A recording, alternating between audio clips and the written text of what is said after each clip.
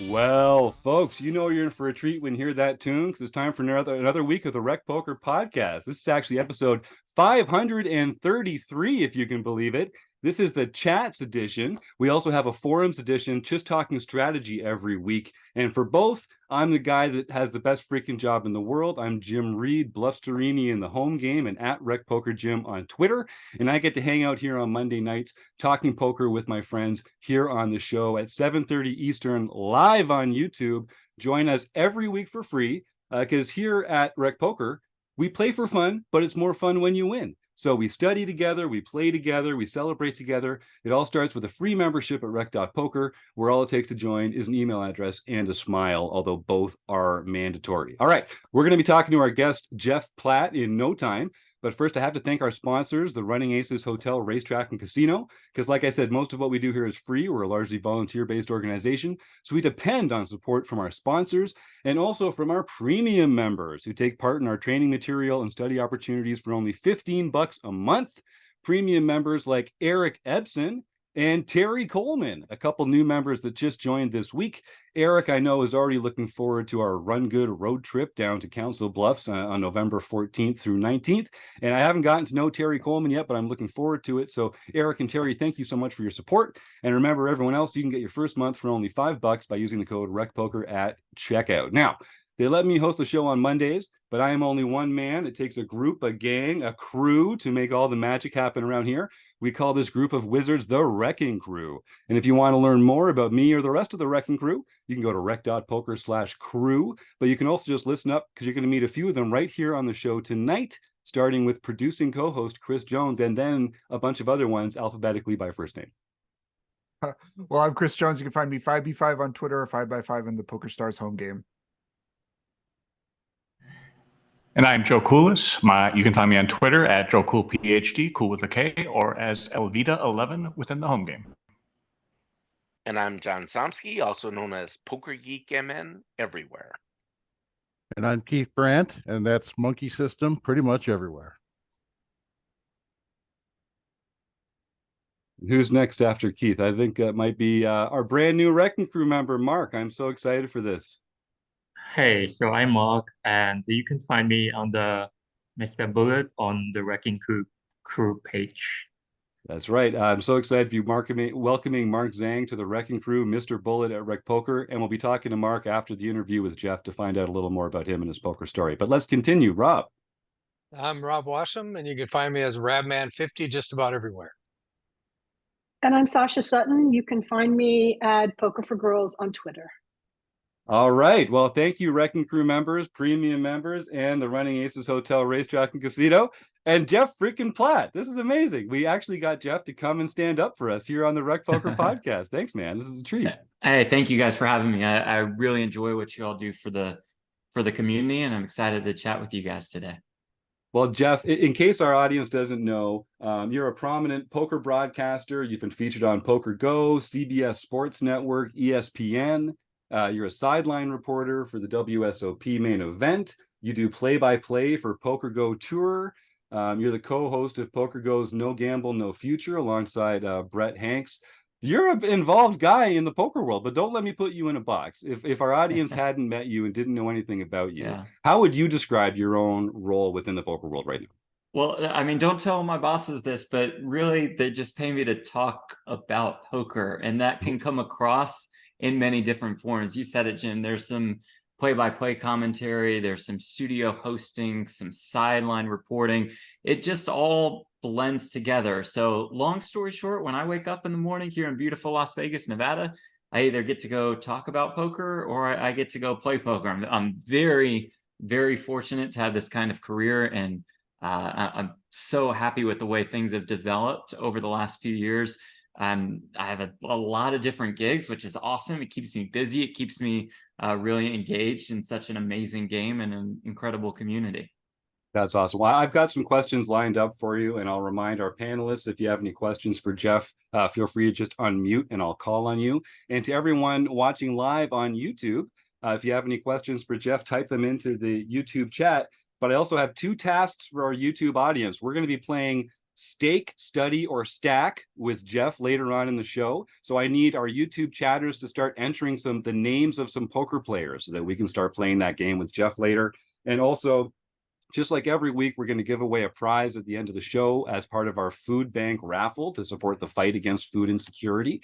So stick around till after the interview, and Jeff has very generously offered to provide some great prizes to give away today just by typing the words food bank into the chat. It's a great way to raise awareness and win a prize for free. All right, Jeff, this is so cool. I think we're all, poker fans know who Jeff Platt is.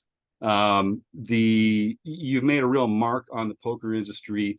What do people not know about Jeff Platt? Well, first of all, thank you for the kind words and for saying that. That is very, very much appreciated. What do people not know about me? Probably, Jim, that I'm a pretty boring guy. That's clear. We all know that. Yeah, okay. You guys were No, please continue. My life has most certainly revolved around poker in the past, and revolved most certainly around the poker industry. And on the side, I have a few hobbies, as cliche as it is. I love watching basketball. I especially love watching the Mavericks. And then, over the last 6 months, year or so, I've started to date an amazing woman. So, I spend a lot of time with her and our dogs, and other than spending time with them, I'm locked in on the poker world. So that's pretty much it. It's a pretty basic lifestyle overall. I love it. I'm so envious of this position that you have, because you said right off the bat, like we're in pretty elite company that we get to just show up for our job and talk about poker. I mean, that's the dream. What do you credit with sort of creating this role for yourself? What got you here, and what were the pivotal decisions and steps that you took to line this up? Well, I'd really like to point to timing first and foremost. I mean, we all need a little bit of luck, right, to be in the position that we're in. And I had kept in touch with Dan Gotti, who's an executive producer, now senior vice president at PokerGo over the years throughout the 2010s. And I think the timing just really worked out perfectly. I was working as a sports reporter in San Antonio, and in the spring of 2018, my contract was running out there, and I was kind of faced with this decision point, whether to consider there, or whether to consider resigning, or whether to try something new. And that was really the time, as you all probably know, that PokerGo was starting to take off, but I could still kind of sneak in when PokerGo was on the runway. So as I kept in touch with Dan and with Maury Donnie, a PokerGo president, Poker Hall of Famer, I was able to come out to Vegas to audition for them. I was able to get slightest of promises that they would try hard to slot me in wherever I could possibly fit that summer at the World Series of Poker. I got in touch with Sarah Herring, who I know you all have talked to before, and yeah, she's great. I think safe to say we all love Sarah Herring, and I was a presenter at Poker News for her. I co-hosted the podcast with her, and everything just kind of took off from there. Just the door was slightly open for me, and I tried to come in and kick that door down right off the bat.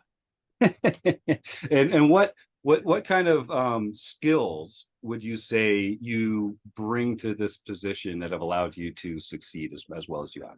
Well, I think it helps, and you all could acknowledge this, having a background in playing poker and studying poker and applying that to hosting and play-by-play commentary. It's rare to get somebody with a kind of broadcast background that is combined with a poker background. And I had played over the years, and I really tried to devote myself to the game.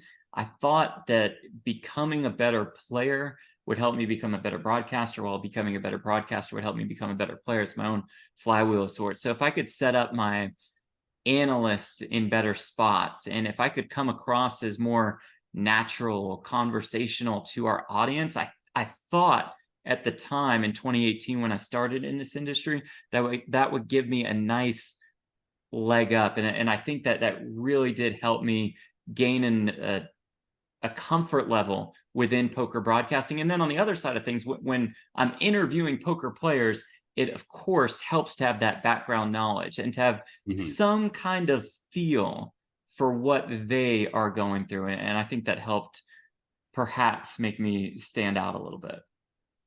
And the work that you've done in the industry, how has that affected your relationship with poker, the game, as a player?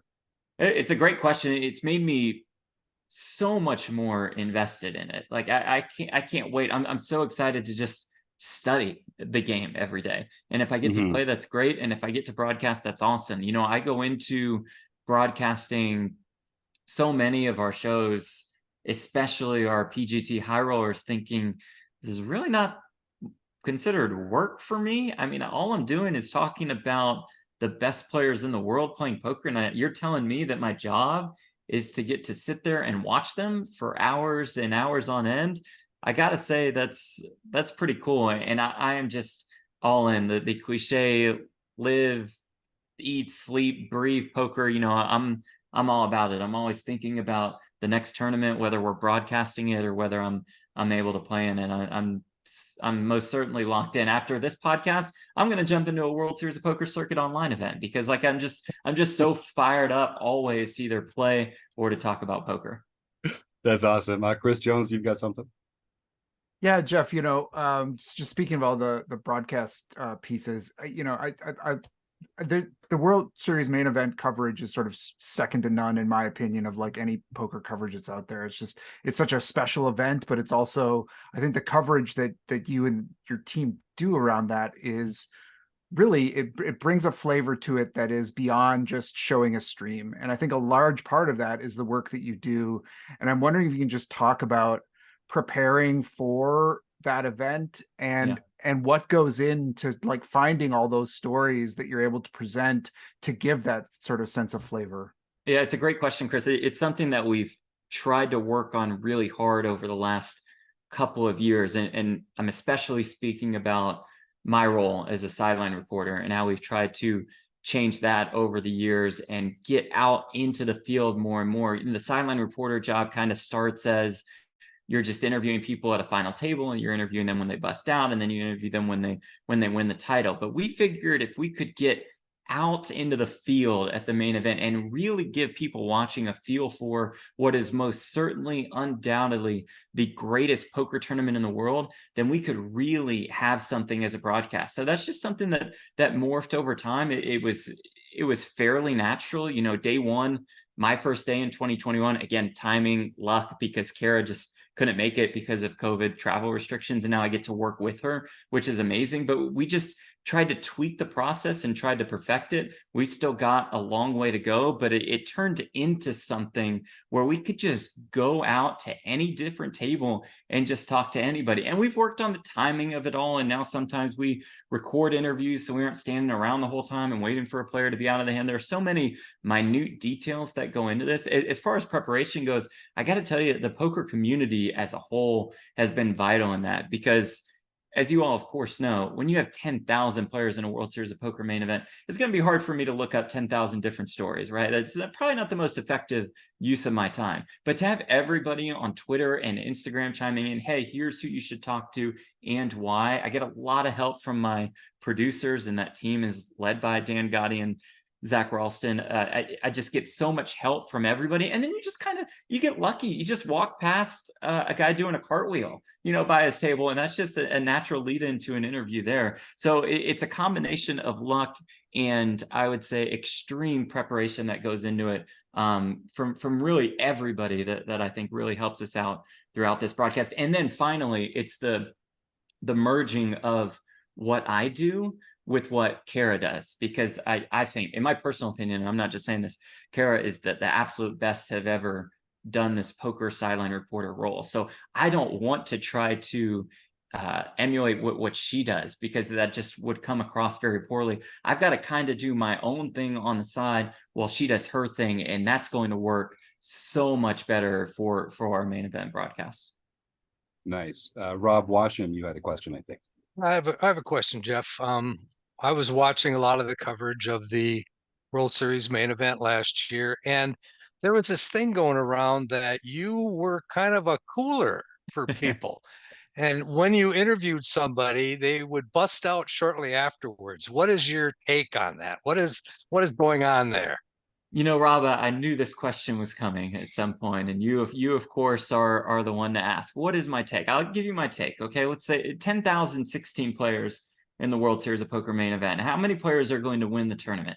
That, as we all know, would be 1. So everybody is going to bust out of the tournament, and I'm going to talk to a lot of people. So of course they're going to bust out of the tournament after I'm talking to them. That is my take. Now, this year, did the timing work out very bizarrely in some form or fashion many times? The answer to that undoubtedly would be yes. I think it started with Sean Deeb. It really took off with Negrani. Negrani wasn't even playing the main. I don't even know why I wasted my time talking with the guy.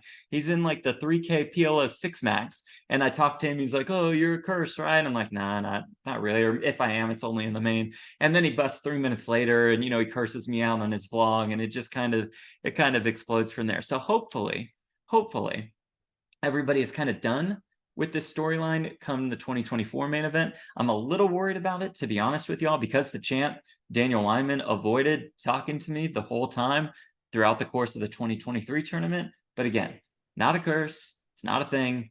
Everybody busts out of the tournament except for 1 player. Thank you for your question. Great answer. Great answer, Jeff. Sasha, you had a question, I think. Thank you. Hi, Jeff. It's so Hi, nice Sasha. to see you. Hi. And everyone teases in the poker community, teases Jeff about being the nicest guy in poker, but I'm here to say, as one person offering testimony, it's absolutely true.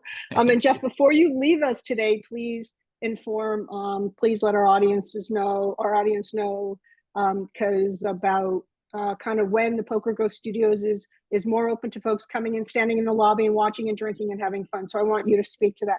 My question, I'll just try to make this not amorphous. Women in the game, I feel like this is a very special moment for women in poker. For myself, as one of still, unfortunately, very few women in live cash, my mindset training, my adaptation, all the adjustments I make, all the ways I think about my challenges both in gender and outside of gender. But you are seeing women of all ages in the obviously all the beautiful programming that happens at PokerGO at very high level in terms of cash play and also high stakes tournaments, World Series. I'm not asking you to name any names. What's your sense in the 5 years that you've been kind of on the ground, seeing women in these very high, seeing women competing and dealing with those pressures? Are you seeing a different kind of female competitor emerging? Are you seeing women adapting differently? Do you have some opinions after these 5 years? It's a great question, Sasha, and I think a really important one also. And let me start with this, which is kind of a side note, but I think is relevant to this conversation. I'm close with Brent Hanks, who is my co-host on No Gamble, No Future. And not only is Brent doing the lineups for that show, but also for High Stakes Poker and helping to put those together. And it is one of the top priorities to get women in the game, to help this movement just however we can. And it of course doesn't always work out with certain lineups and certain days and people cancel, et cetera, et cetera. But I know just based off working with him that is, again, so important to him, and I think important to the game as a whole. Now, to your question, I always point towards somebody like a Kristen Foxen, who has entered the PGT high roller scene. And when I talk about her on a broadcast, I always say that she's one of the best players in the world. I don't need to qualify it with she's one of the best female players in the world. She's just one of the best players in the world, period. That's easy for me to say. And I think you can point at Kristen, at somebody like Victoria Lifshitz, at Maria Ho, of course, and I could go on and on about how they're climbing the ranks in both the cash games and the tournament scene.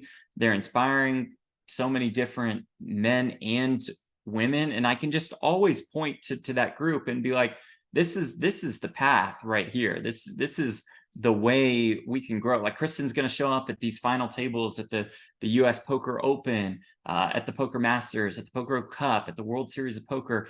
And eventually, I'm not saying we're there now, but eventually people aren't going to look at somebody and just be like, oh, that's Alex Foxen's wife, right? And Alex would be the first to tell you this. Alex would say, Kristen does so much for me. Like that is a true poker partnership right there. It's so easy for somebody to come in off the street or in the YouTube chat and be like, oh, Kristen's only good because Alex has said blah, blah, blah, blah, blah. Alex would be the first to tell you that she's improved his game just so much more than he has improved hers. So we've got, of course, a lot of work to do. I would love to see more and more women in the high roller scene. I think we are getting there slowly but surely. But if people follow the work ethic that Kristen Foxton or Victoria Lifshitz has, then we're going to get there slowly but surely.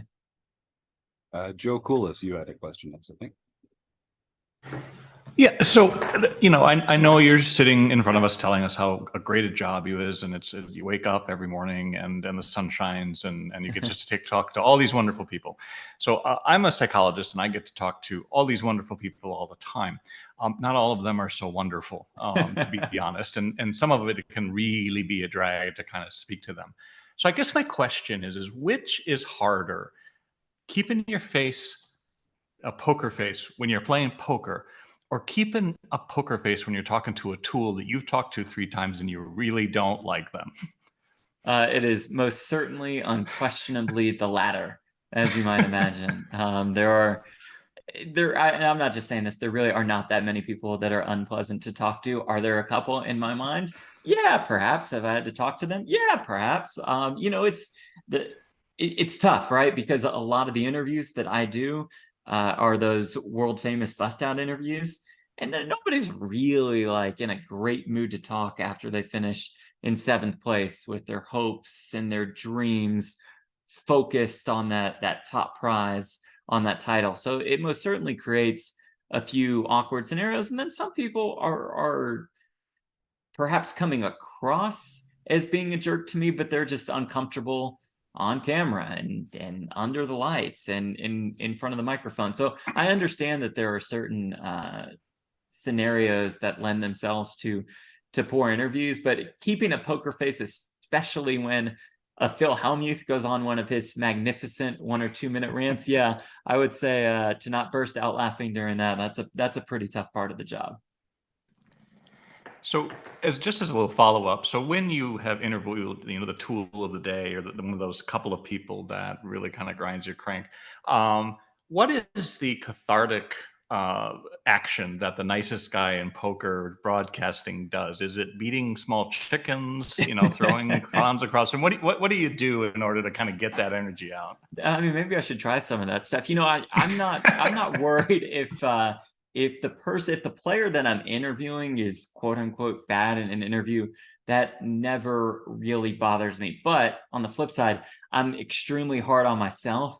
So if I ask a bad question or if I stumble during a question or a report, I'm going to look at that for a while. It's going to bother me for a lot longer than it should. It probably, unfortunately, affects my next couple interviews. And I've just tried so hard over the last couple of years to just focus on the next opportunity that's available to me. It's like the next time that I have for an open jump shot, I still got to take that jump shot, even though I was bad during the last interview. I just can't let the last interview affect the next interview, or I'm just going to be a disaster. So that's a lot easier said than done, but that's something that I just always try to personally focus on.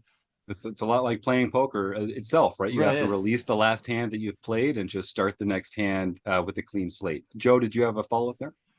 Yeah, I recommend kicking squirrels in your backyard. That's okay. Thank you. I'll take that. The most cathartic thing you can do. Yeah. Yeah. Appreciate that. That's a good. I'll write that one down. It's also great cardio to catch the squirrels before you kick them. So it's like mind and body together. It's fantastic exercise there. Yeah. Chris. Yeah, Jeff, and just a reminder to our audience, if you're watching us on YouTube, you can put questions in the chat, but we do have a question from Eric in the chat.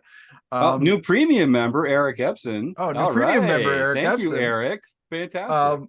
Eric's wondering, Jeff, when are you going to stream again so we can see Buddy, his dog, your dog Buddy? I was going to say, I recognize that name from the Twitch streams. I really got into Twitch in 2020, as I'm sure a lot of us did, covering the World Series of Poker online events. And I thoroughly loved that 2 years where I was all over it on Twitch. It's fallen out of favor a little bit for me. I think a couple different things. Number one, as far as covering the World Series of Poker online events go, we've all got a lot more going on in the poker world right now. We're not in the COVID times, so I don't think everybody in the poker community is necessarily locked in on World Series of Poker online bracelet events coverage. Two, when I'm playing, I think because I've taken the game so much more seriously in the last couple of years, I'm thinking about so many different things while I'm playing a tournament. And it's just really hard for me to express what's going on in my mind to the audience while playing a tournament that I consider to be important. Now, I keep thinking about it, like, because I really want to talk to the people and I really, really enjoy that. So I keep thinking about if we're making a deep run, maybe we fire up a Twitch stream. So I might surprise some people who still have that follow notification clicked on my Twitch channel. But for now, no current plans to get back into it. But when I do, I will drag Buddy over here and we'll throw him on the stream for you guys. Quick follow-up. Yeah. You just mentioned taking the game more seriously. This year you had a pretty amazing win, fantastic win at the MSPT Venetian tournament. What does that look like to you? What does taking the game more seriously look like? How do you approach getting better at the game? What kind of things are you studying, etc.? It's a good question because I think you have so many different paths to follow nowadays, right? If you want to become a successful poker player, or even if you just love the game. The path for me is trying to focus on always getting some studying time in. And my goal is it's just an hour a day, so I keep it pretty simple. I think that's a pretty reasonable goal. The studying for the most part consists of looking at hands that I've noted during tournaments that I've played recently and running those hands through one of the training sites, not to get the specifics of what I need to do with King 7 suited on the river or the King 6-6-3 deuce, but to try to apply some sort of concepts of theory to my overall game. And that's just the best path for me personally to learn. I know that everybody is different. So I'll do a little bit of that. I'll look at some pre-flop charts. I'll watch some training videos. I especially love, I was going to not avoid names, but I have to mention names because Patrick Leonard is like one of the best. I think he's helped my game tremendously and just trying to be so different, so unique, so creative, not always following what the quote unquote book or solver says. So I think a combination of that has worked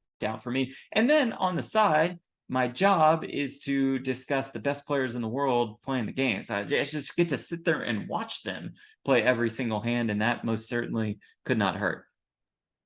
Now, I've reached out to Pads on Twitter to get him on the show. He has not replied. So big time, Jeff Platt, reach out to that guy and tell him we want to have him here on the RecPoker podcast. I will, most certainly. He'll do it. He'll do it for sure. You.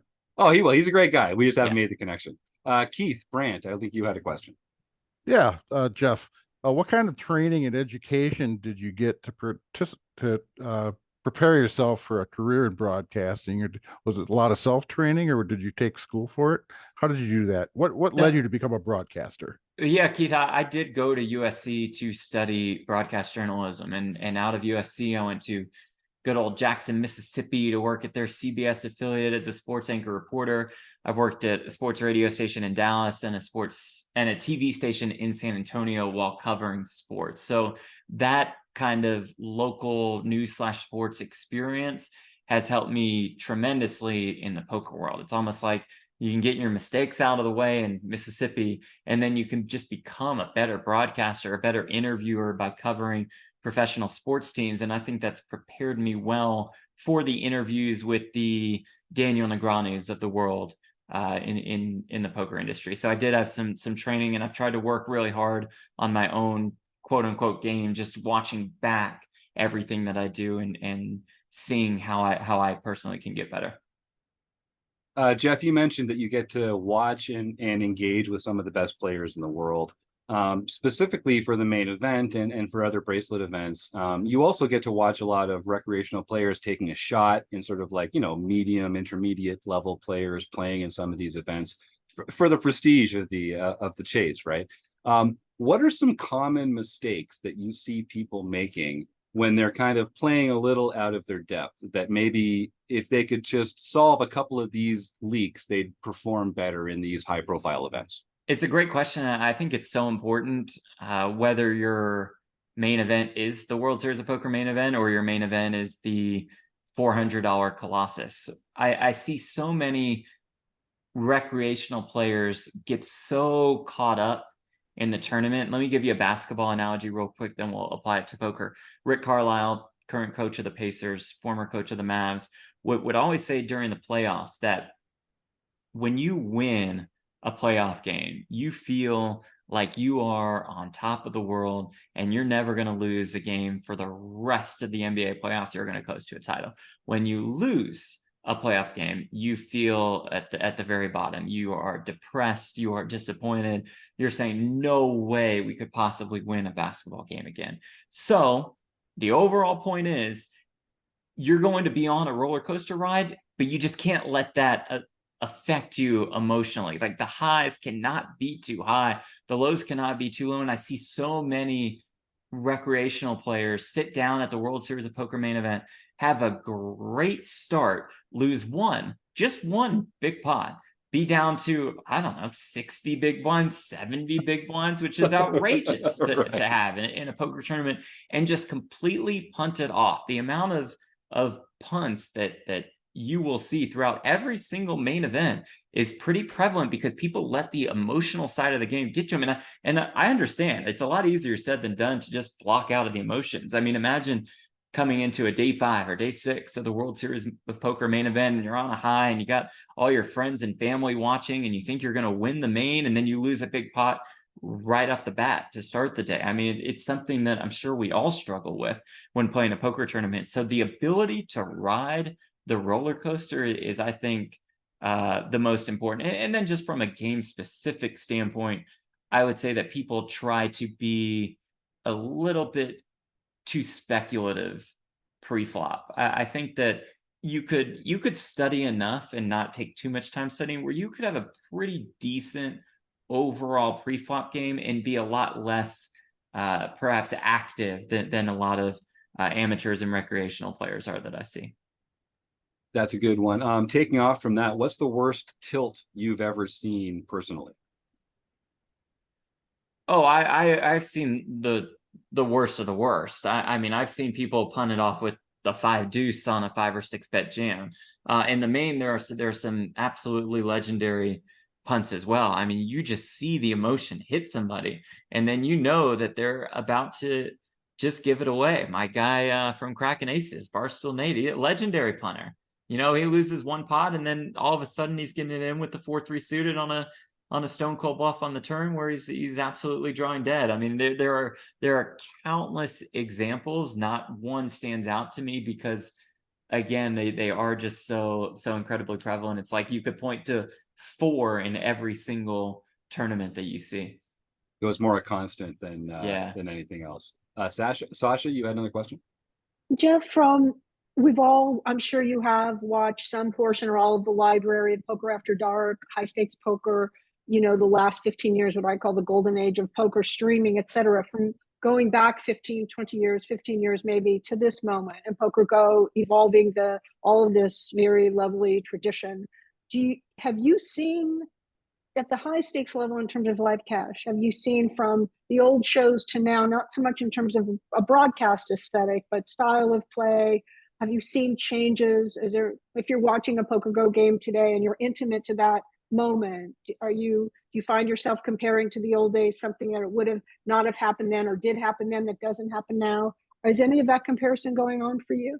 Yeah, good question. I'd say the biggest change that I see, and I would think that you all would agree, is that most people now are somewhat quote unquote good.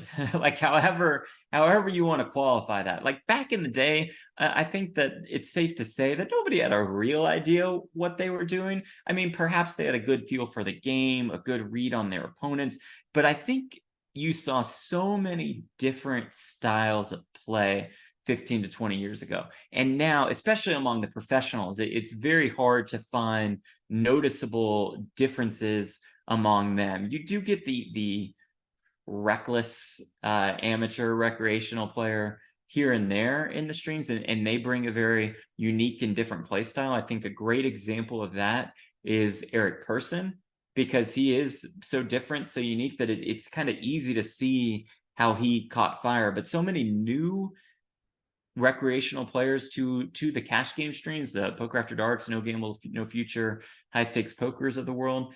So many of them are more likely to be pretty tight passive versus somebody who's a complete animal and completely fearless like an Eric Person. So I think you have less styles of play than you had 15 or 20 years ago, which makes the job a little bit harder for our production crews. Great answer. Chris, did you have something there? Yeah, just pulling it up. There's another question from YouTube. Jim Gibson was wondering, Jeff, if you know about the broadcast plans, or are there any broadcast plans for the WSOP in the Bahamas? And will you be doing any of those broadcasts? That is a great question. Thank you for asking. I mean, I'm sure you guys have seen on the World Series of Poker's Twitter account, they're like, Lexi Gavin is going to the Bahamas, and they put a picture of Lexi, and Jonathan Little is going, and I'm waiting for them to put my picture up there because I've not seen that yet. They promised me that a tweet is coming. So yes, I personally am going to the Bahamas. I'll be doing some social media hosting throughout the first few days, and then sideline reporting throughout the course of our main event coverage. I don't know the specifics of the coverage, but we will have a lot of streams to offer on PokerGO that I think will also be showcased on YouTube throughout the entire series. And I think that coverage will include final tables of the high rollers that are planned for World Series of Poker Bahamas, and then pretty full coverage, I gather, of the World Series of Poker main event in the Bahamas, the Paradise main event. I guess I should get used to saying that. So I'll be the sideline reporter there. I know that PokerGO is running the production. I know our producers, Dan Gotti and Zach Ralston, are running the show down there. So I think we're really excited about this first ever WSOP Paradise. And I think that you all will get to see a lot of the action. Anytime we can cover a tournament from almost start to finish, those are the opportunities that I enjoy the most. So yeah, there are some pretty big plans for World Series of Poker Bahamas, and I'm looking forward to heading out there in about a month. And I'm really looking forward to getting that tweet from WSOP. I've got a follow-up from Sasha's question. You talked about how having fewer different kinds of personalities or styles makes it more difficult for the broadcast crew. Can you sort of just expand on that a little bit? What is it about that makes it tougher for the crew? Yeah, I think that 15 or 20 years ago, it was easy to create different stories for just about every single player, right? You had so many unique backgrounds and also, like I mentioned, unique playing styles. Nowadays, it's a little more difficult, especially within the high roller scene, because every pro is effectively doing the same thing, right? They're playing the top buy-ins in the world, and when they're not playing, they're studying.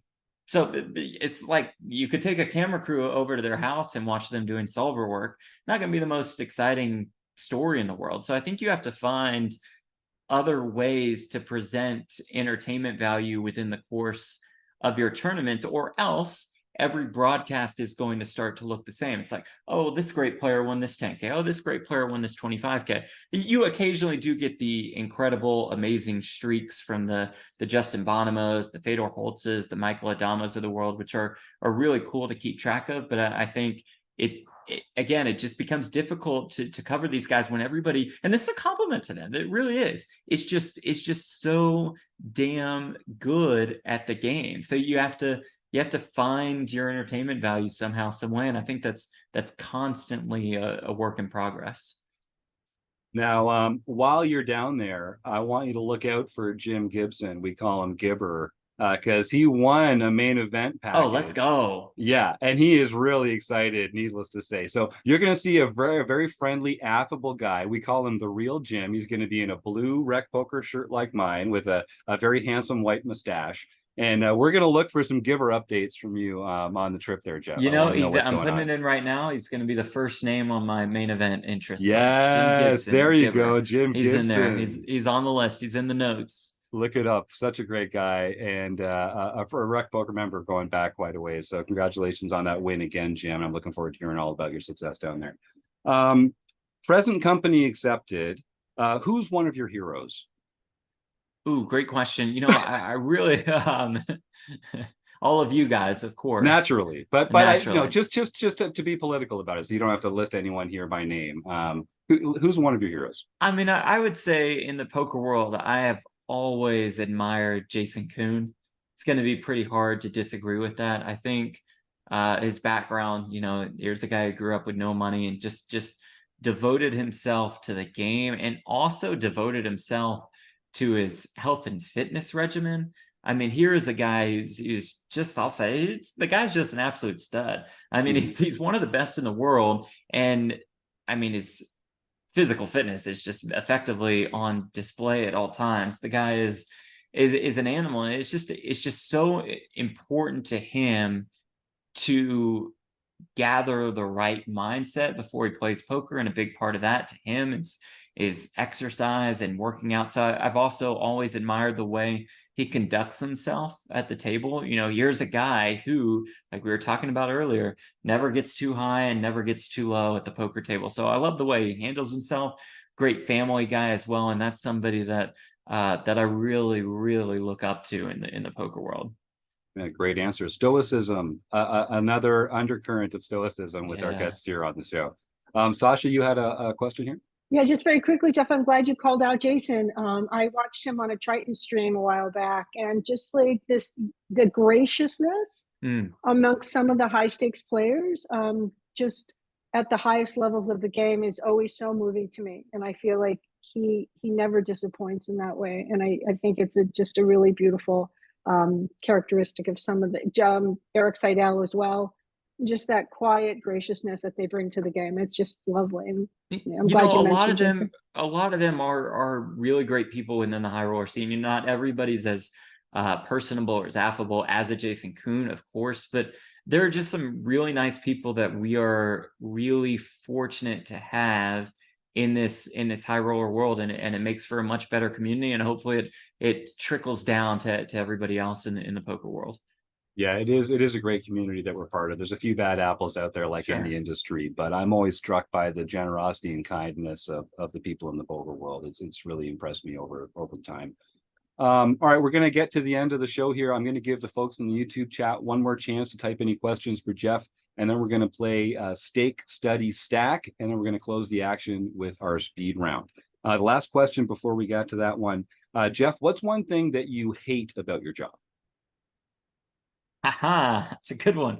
Let me think about that. I got to sit by. There's got to be something. I got to sit by Brent Hanks for 6 to 10 hours a day. I mean, that can wear on you a little bit. That's the leading candidate, Jim, in my mind. And also our newest sideline reporter, Natalie Bodie.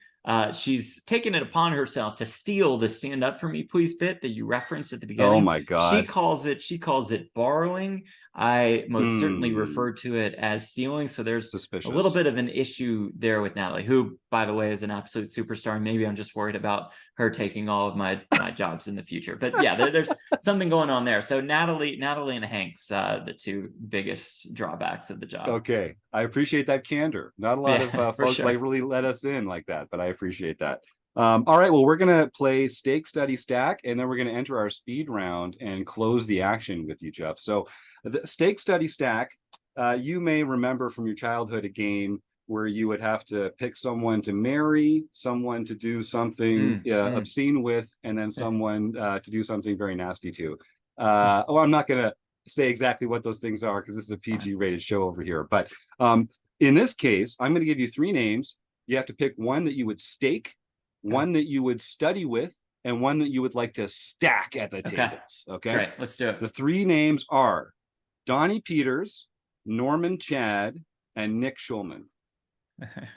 I've gotten in trouble talking about Norman on a couple past podcasts. He and I have gone. You and me both. So this is going to be a pretty easy one for me. I gotta study with my guy Donnie Peters because I know the guy studies, and like he's all over the game. I think we share a real passion for poker, and especially now for poker tournaments. And also we're in the mix, kind of in the same streets. Like we're playing the 400s, 600s, 1Ks of the world. So we're running into that same player pool here in Las Vegas. So I'm most certainly studying with Donnie. And so that means if I have this right, Jim, that means I either get to stake Nick Shulman, one of the best players in the world, or I get to stake Norman Chad. So I'm going to probably lean towards staking Nick Shulman and stacking Norman Chad. Now, here's the problem with stacking Norman Chad. It's going to be hard for him to get his chips in. I don't think the guy plays many hands. I'm going to have to get in the mixed game streets with him, where he, and I hate saying this, he's going to have a huge edge over me, but to be able to bust Norman in a horse tournament or something, that would be great. In all seriousness, Norman actually was I would say one of the most welcoming figures to me when I entered the poker world 5 years ago, back in 2018, and that really meant something to me then, because to have like the main guy on the World Series of Poker main event coverage be so unbelievably welcoming, that's pretty cool. I always have to thank him for that. But I also do want to stack him. Yeah, Norman, he picked me for one of his sleepers to go deep in the WSOP a couple years ago. And jinx. That was the true jinx. That was the true jinx. The curse. Yeah, maybe. He and I have been feuding ever since. And Norman, I hope you're listening, because I'm with Jeff on this. Nothing would make us happier than to come steal your chips, and I'll take any game. Let's do it. Let's do it. All right, that was Stake, Study, Stack. All right, Jeff, you've been a fantastic sport. We are going to close the action tonight with a speed round. Okay, now I want to emphasize this. So I want you to say the first honest answer that comes to your mind. And if it takes you more than a couple seconds, just say pass. Yeah. Okay, speed. All right, we're going to start off real simple. Drum roll, please. All right, let's start it off. What is your favorite poker hand? Favorite poker hand is aces, because like, why not? Everyone's like, well, I like the 9-5 suited. Well, I like this, I like that. Then just give me the best hand possible. So it's aces. That's easy. Good answer. Poker, gamble or skill game? Skill, unquestionably. Elements of gambling, of course, but this is a skill-based game. We aren't playing against the casino. We're playing against other people. What's your biggest poker pet peeve? Ooh, I got a lot of them. The one that stands out to me right now, as I'm thinking about it, is somebody who is in a great mood when they have a lot of chips and in a terrible mood when they have a little chips. You can run into somebody like, this is the greatest guy ever, and then all of a sudden he has no chips. He's like yelling at the dealer and something like, oh, okay, this guy's the worst. So just be the same way, regardless of how many chips you may have. Another Stoic reference, just pointing that out to folks. Is Die Hard a Christmas movie? Yes. Is Ace King a drawing hand? No. We got to stop with that. Ace King is a fantastic hand. I would love to get dealt Ace King. It's what I dream of in so many different tournaments. So drawing hand, no. I'll take all your Ace Kings. What is your favorite poker venue?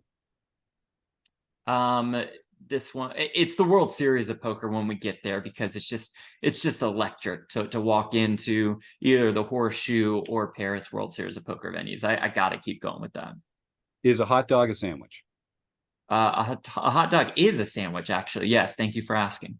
What are you afraid of? I'm afraid of rats, and you said first thing that pops into my mind. That's what I want. That's what I want. Rats, absolutely terrify me. Yeah. What's your favorite color? Blue. What's your favorite childhood, like, family holiday meal? Ooh, that's a good question. Let me go to just the July 4th apple pie, baby. Just give me some my mom's apple pie, and we're just gonna be good to go. Yellow light coming up. Slow down or speed up? Yellow doesn't mean slow down. It means caution. So I'm slowing down if it's right, but you got to look at the car behind you also, seeing if it's right to stop. Maybe it's safer to just speed up a little bit and go through. It's a tough one to answer, but most of the time for me, it's slowing down. What's your favorite mixed game? Favorite mixed game would have to be 7-card stud, because that's one of the games that I know the rules to. Good answer. Should vacations be lazy or busy? I think the perfect vacation is a merge. If I had to pick one, I'd pick lazy. Just give me the beach for a week, and I'll be totally fine with that. Who is your poker nemesis? Poker nemesis, I would say, is James Romero. I mean, the guy just crushes me at every single tournament we play, and I can't get around it. He won a huge hand when he won 5 Diamond years ago, won a huge hand against my guy Ben Ludlow when my guy Ben had aces and Romero had like the queen 5 suited or something, and just gets there in a massive pot. And then ever since, like, I can't beat him now. So it's definitely James Romero. Are you pro chop or no chop? No chop, no chop. I am so anti chop. Like, let's play it out, because I want to go for the win. And like, when do we have the chance to play 3 or 4 handed for a tournament title? Like, let's go. Let's play ball. Come on. That's the key. I love that too. Yeah. What player type are you? A crazy bird, I would say. You know, we mentioned Patrick Leonard earlier. I took the Fedor's Sites quiz, like, which player do you play like, and my answer was Tom Dwan. So I like to play big pots. I like to put a lot of chips in the middle, and let's do it. All right, well, we were going to ask about your curse, but Rob already got that one in there. So the last question, and this could be, and take your time for this one. This could be related to poker, or it could have nothing to do with poker. But when you look back on your life, what's one thing you wish you'd done different? Ooh, what is one thing I wish I'd done differently in my life? You know what? It's so funny, because this is actually a question that I do think about a decent amount. And my answer is perhaps corny and cliche as it's going to be. It is nothing, because what if I did something differently in 2015, 2016, which was maybe the best career choice for me at the time? It wouldn't have led me here. And like, I'm absolutely thrilled with the place that I'm at in not just poker, but life overall. So anything along that path that could have altered it, I just don't want to have done it differently. Like, I'll take the lessons learned, and we'll move on to where we are today, which is somewhere I'm very happy with. All right. Well, you got 369 points. That's pretty good. Not bad, Jeff. All right, Jeff Platt. That's a pretty good score. All right. Well, folks, you can start typing the words food bank into the chat right now. We're going to do our raffle after Jeff goes. Jeff, we got in touch with you and asked if you could give out some prizes tonight. You offered some no gamble, no future tote bags, some PokerGO card protectors, some no gamble, no future golf hats, some water bottles. Thank you so much for putting all this stuff together. What's your favorite promotional merch that you guys get to work First with? of all, you're welcome. And I knew that right away when you asked, I could reach out to my guy Patrick Knight at PokerGO, who's running the show for us there, and just get you guys hooked up with some no gamble, no future swag. I love the coin. I love the water bottle. I mean, anything, the hats are great. Anything that has that no gamble, no future logo on it. I'm wearing this no gamble, no future jacket right now. I mean, I just love it all. You know, give me all of the no gamble, no future stuff. Season 4, by the way, November 29th on PokerGO. And I did have one last follow-up question for that. So this is great that folks get to come by and visit the lobby. Tell us a little bit about sort of like, when's the best time to go visit the studio and get involved in the production deck?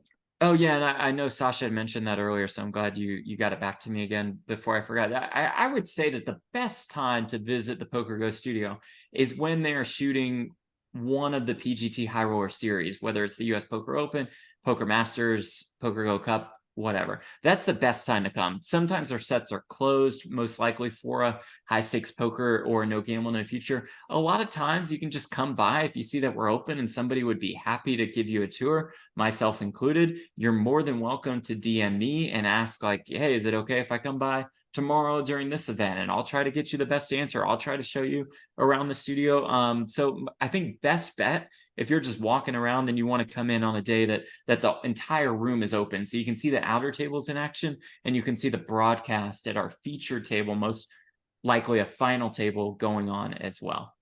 That's great. And where should folks reach out to you? What's your preferred way for people to contact you if they just need more Jeff Platt? You can just DM me on Twitter at Jeff Platt. I don't check my Instagram DMs as much, but you can find me there at Jeff Platt 1. So yeah, come chat with me there. All right. Well, we'll include that handle in the show notes. So folks, if you're listening along, and you can just go over and click on that link and you can be in touch with the one and only Jeff Platt. Jeff, thank you so much for taking this time today and for sharing your story with us. I hope we get to talk again sometime real soon, and maybe you'll get Jim Gibson or one of our Wrecking Crew members to come stand up for you next time we get a chance to get together. I'm definitely getting Gibber. There's no question about it. He's just got to last like the first couple levels before our coverage actually starts. But thanks to you guys, this was a blast. And like I said earlier, you know, what you guys do for the poker community is extremely important. So I'm happy to have been on here with y'all today. Thank you, my man. We'll have a great rest of your evening, and thanks again for coming on. Okay, thanks, guys. Have a good one. Bye. All right. Well, we're going to, if folks want to continue typing the words food bank into the YouTube chat, it's free to enter, but you're going to win a real prize tonight. While we're waiting for folks to type those answers in there, we're going to hear from some home game results from John Somsky, and then I'm looking forward to talking to new Wrecking Crew member Mark Zhang about his own poker story and how you can get involved with Mark here at RecPoker. Well, first we had on November 1st, the No Limit Hold'em Championship Series. And K then now then KV. Yeah, K then now B. K then now B. Good old KB. Won his first No Limit Hold'em event of the year. And it should be noted that GF Hawk Eric Romo has now taken the lead in the Player of the Year series. Oh, Eric Romo, he's doing it. GF Hawk, also a premium member, I want to point out. Way to go, Eric. And he's a tough player. He's a tough player. I see him on my table and I just go cringe a little bit because I know that, you know, he's gonna somehow get there. Yep. And he really likes playing No Limit Hold'em. I can attest to that. Yep. Then we have Hazy 08. He got his 5th nightly victory for the year. Nice. Oslo Burger, Tron Vidar Tron. Stensby got his first nightly victory for the year. Duck and Run 99, Michael Savage got his first international victory for the year. Way to go, Michael. Digging 8 Graves got his first international victory for the year. And Flying Bricks got her second LPP event for the year. That's a good one. So she can contact info@rec.poker for her free month at Learn Pro Poker. That's right. Just like the prizes we give away in the podcast, if you play for free in our home game club, you can win real prizes too. And if you win the Sunday night event, you get a free month at Learn Pro Poker. So Sarah, congratulations. Send that email to info. Oh, did I dox her? I don't know if I doxed her or not. Anyway, you did. I did. Okay, sorry, Sarah. I know your username, but send that email to info@rec.poker. You've won a free month of Learn Pro Poker, and you are going to love it. I assume you've never held any type of job where you had to have security clearance or had confidential materials or anything like that, because you are incapable of keeping a secret. That is an accurate. No, actually, I'm actually really good at keeping secrets that are like told to me as a secret. I'm the place that secrets go to die. But when like people mention things that I'm excited about, and like, you know, it's people that I know, I want to like feel their excitement with them. Maybe I'm not as privately minded. All secrets go to die in his basement is where they go. So there's piles of paper and things. So that's the only thing that has ever officially died in my basement, Joe. All right, everything else is just vicious rumors. Sasha, you had something there? Yeah. No, I just want to defend Chris Jim is your because uncle. I've really unburdened myself and just really kind of had to share some really dark stuff with Jim, and he's been really discreet about it. So I just want to defend you. That's right. Discretion is my middle name. I'm defending the dad, which you'll appreciate. Joe Coolest. So okay, carry on. Thank you, Sasha. Rob, did you have something there? No? Okay. So, all right, let's talk to Mark Zhang, and then we'll reveal who our winner is going to be tonight. So, Mark, I'm so excited to be welcoming you to the Wrecking Crew here. I got a chance to meet Mark down in WSOP season this summer. We had a fantastic time playing in a couple bracelet events, and Mark's decided to come and join the Wrecking Crew. He's had so much fun hanging out with our crowd. He decided to take the next step. So Mark, tell us a little bit about yourself. You're based in Luxembourg, and you're a professional poker player, and you want to work with Rec Poker members to help them get better at this great game that we all love. Is that right? Yes. So I was I was raised in Luxembourg. Like it's a teeny tiny country with like 500,000 people. I grew up speaking like 5 different languages, whatever. Wow. And I got into poker. I think now I keep saying it's always 2 years, but now it's almost 6 or 7 years. Yeah. And I started like I don't come from like a household with a lot of money, so I grinded everything up from like a teeny tiny bankroll. Now I'm playing like stakes that like online where the people that you see on TV like are very well known, and I'm friends with a lot of very known German professionals. Mhm. And I don't know what else you would like to know about me. Well, just sort of talk a little bit about some of the success you've had in the game and what you think like gives you an edge as a player. So, in my personal experience, I've had some successes in poker, but I always compare myself to like people at my professional level. So they have had like 500,000 scores or $1 million scores, and I think my biggest was 200K, which Pretty I'm freaking about. impressive, man. Come on. I am happy about it, but yet I want that. I'm really hard on myself, and I really want more. And I do everything I can to just get better. When you ask where my edge lies or how I evolved in poker is I'm very good at finding the teeny tiny detail in inaccuracy in a person's game and just pounding on it relentlessly to win every single chip I can. And I think that's one of the biggest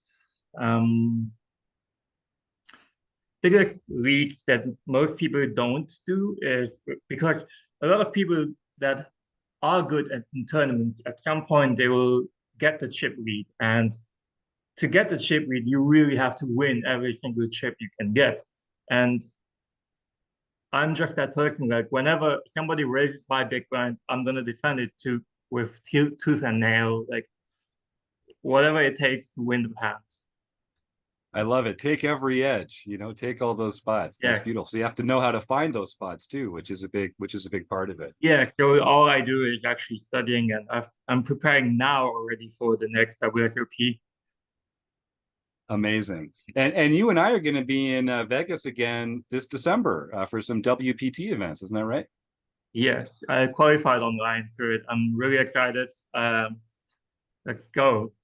Let's go. I love it. All right. Well, if folks want to find out more about Mark, they can go to rec.poker/Mr. Bullet. And you can go to his RECing Crew there, his RECing Crew page there, and find out all sorts of details about Mark's work.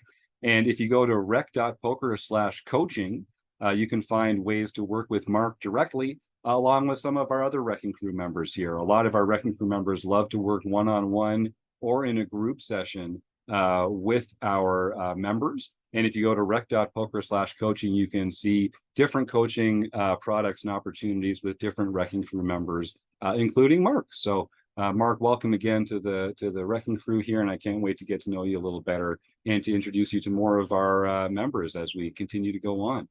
All right, so we're going to do our reveal here. Chris, you have the Daiso cam set up. I see it here on the screen.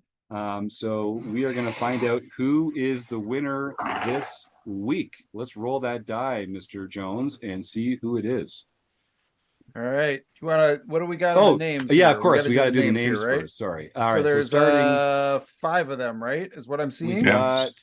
So there is no such thing as a 5-sided dice, right? So yeah. You would know.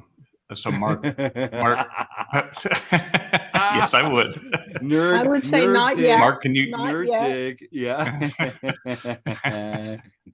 All right. So Joe, hold that. Mark, can you pick a number for me? We've got Evil Roy, Eric, Gibber, Charles, and Arnold. are the 5 names in that order that I see, if that's confirmed. Go for it, Joe. Sorry, you were saying? So Mark, can you pick a number for me? 1 through 6? Any number? Any number, Any 1 number. through 6. 1 through 6. I already had in my mind 5. All right. 5? Okay. That's so a solid number. You're gonna fit it. It's the holiday season. Yeah, Chris, that you're gonna roll it over and over. But since it's the holiday season, and I think that Thanksgiving people always think a lot more about being hungry, and as we gorge ourselves on a lot of food, food banks need food at this time, and they really try to reach out. So I'm going to give $20 per 5 that you roll this time, and we'll go to $200 will be the limit, because I am but yet a lowly psychologist. So see how much pain that you can cause me by rolling. All right, I just got to keep rolling 5s, basically. Keep rolling 5s. So then the roll you we'll were born go to play. Evil Roy through Charles is 1 through 4, and then Arnold is 6. A 5 is money for the food bank. Here we go. All right, let's roll Ready? some 5s, Chris. Let's roll some Here we go. 5s. Let's see what we can do here. It's a 4. It's a 4. All right, so that means Charles Allen, you have won a swag bag from well, you're actually going to be able to choose from a few different options of prizes from PokerGo and No Gamble No Future. So Charles, send an email to info@rec.poker, and Rob Washam is going to take care of you, because Rob has been doing a fantastic job getting involved in handling some of our prizes and some of the other community related stuff that we're doing over here. Thank you, Rob, for that. Yeah, Joe. Since Chris was completely incompetent at doing the He's one terrible at this. job that he had, which was to roll 5s. Yeah. Anybody that's listening to this, if you send me just a receipt or even an email, I'll trust you that you donated $10, $20, whatever it is that you can donate to your food bank. I will match that to a donation to my food bank up to $200. So please, that's you can lie if you want. It's poker players, but you're good people. Send me an email. Let me know that you donated, and I'll match it. That's so kind of you, Joe. And I do want to just reinforce to our listeners, it's not food insecurity is an issue everywhere around the world. It might be people in your own neighborhood or in your own community that are having a little trouble putting food on the table, or maybe feeding their children or other loved ones that depend on them. You might be surprised at who needs a little help every once in a while. So I encourage everyone, if you just Google food banks near me on your smartphone, you'll find an organization nearby that you could help out with a few hours of your time, a few dollars from your wallet, or a few non-perishable food items from your pantry. So go take care of that. And my hat's off to Joe Koulis, who often on the show decides to match a contribution or make a contribution of his own. Joe, how would you like people to contact you to share that they have made a donation for you to match? What address should they Since use? it's on the screen, if they can, you can either email me through rec.poker, which I believe is Joe Cool PhD at rec.poker, or they can use my DMs are open, so you can just DM me through Twitter. Okay, and fantastic. it's at Joe Cool PhD, cool with a K. Yeah, if you can put it in the Awesome. show notes, Jim, that'd be helpful. Oh, that's a Thanks. great idea. I will just make a note to add that right now. Thank you again, Joe, for your generosity, and thank you to everyone who's been involved over the years of us raising awareness for food banks. It was a fantastic cause that I think we can all support.